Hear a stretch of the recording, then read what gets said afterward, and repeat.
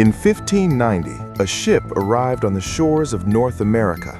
The captain expected to find over 100 settlers, men, women, and children who had built a colony there 3 years earlier.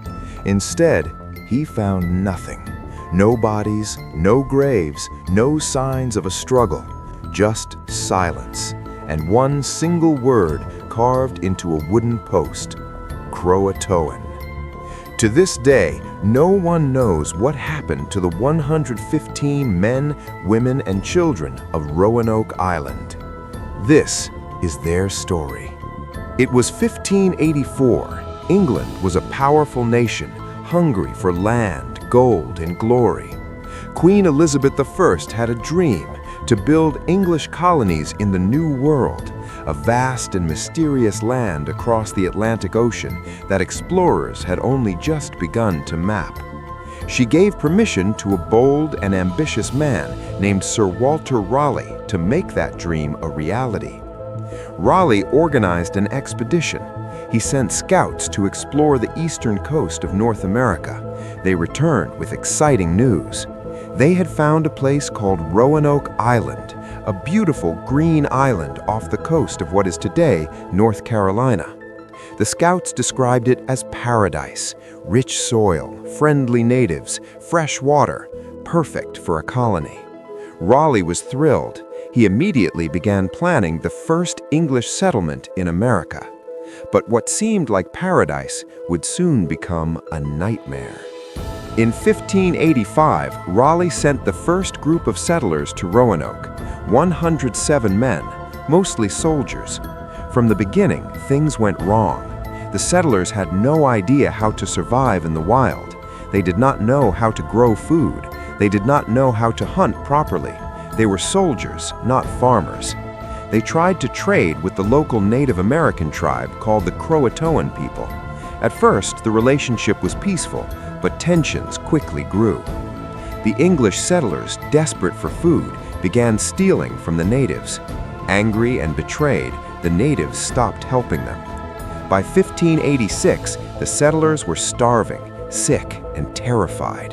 When the famous English explorer Sir Francis Drake arrived by ship, every single settler begged him to take them back to England. He agreed.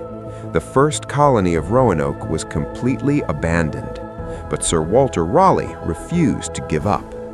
In 1587, Raleigh tried again, but this time it was different. He did not send soldiers, he sent families. 117 men, women, and children, ordinary people with a dream of a new life in America. Their governor was a man named John White, an artist, a leader, and a dreamer. Among the settlers was his own daughter, Eleanor, and her husband, Ananias Dare. Just weeks after arriving on Roanoke Island, Eleanor gave birth to a baby girl. They named her Virginia Dare, the first English child ever born in America. It was a moment of pure joy, a symbol of hope, but that hope would not last long. The colony was already struggling. Supplies were running low. The relationship with local tribes was dangerously tense. Governor John White made a painful decision. He would sail back to England himself to get more supplies and return as quickly as possible. He said goodbye to his daughter, his newborn granddaughter Virginia, and 115 settlers.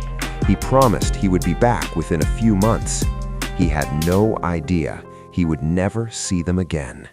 John White arrived in England and immediately ran into disaster. England was at war with Spain. The mighty Spanish Armada was attacking. Queen Elizabeth needed every single ship for battle. No ships could be spared for a supply mission to America. White begged, he pleaded, he tried everything, but for 3 long years he could do nothing. Back on Roanoke Island, 115 people, including his daughter and baby granddaughter Virginia, were completely alone. No supplies, no help, no communication. For 3 years, John White did not know if they were alive or dead.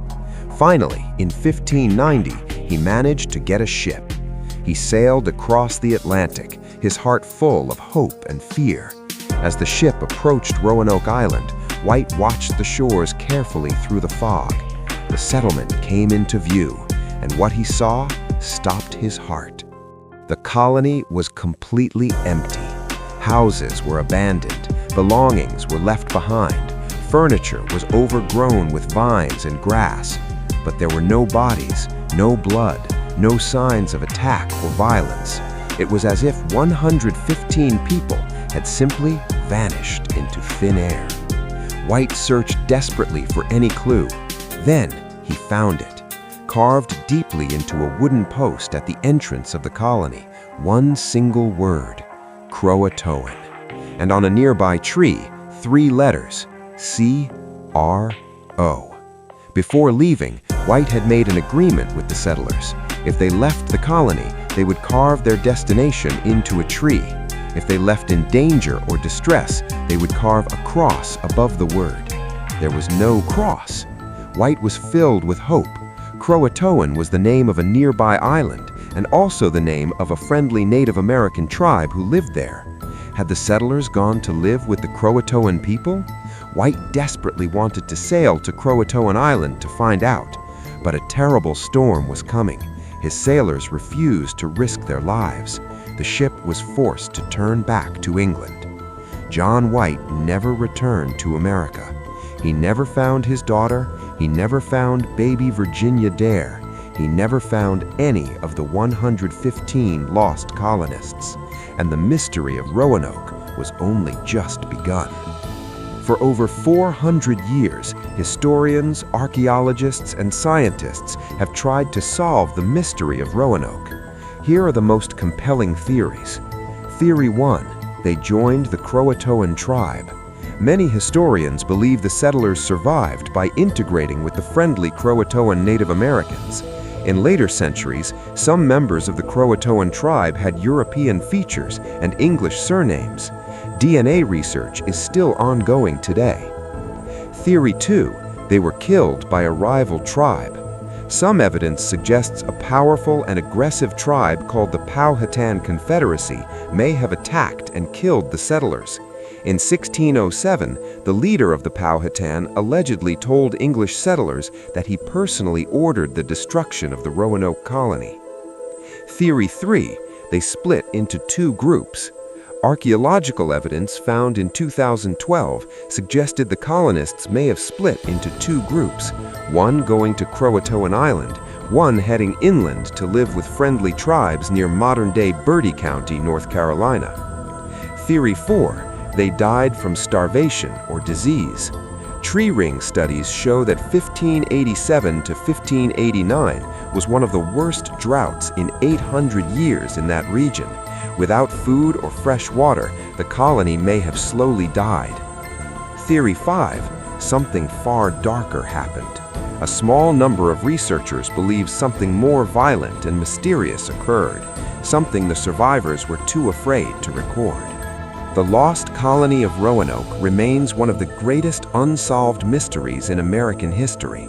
115 people, including a newborn baby girl named Virginia Dare, simply disappeared without a trace. Were they alive? Were they dead? Did they find a new home among the natives? Or did something far more sinister happen on that quiet island off the coast of North Carolina? We may never know the full truth, but what we do know is this: those 115 brave souls crossed an entire ocean for a better life. They faced the unknown with courage and hope. And somewhere beneath the forests and soil of North Carolina, their story is still waiting to be found.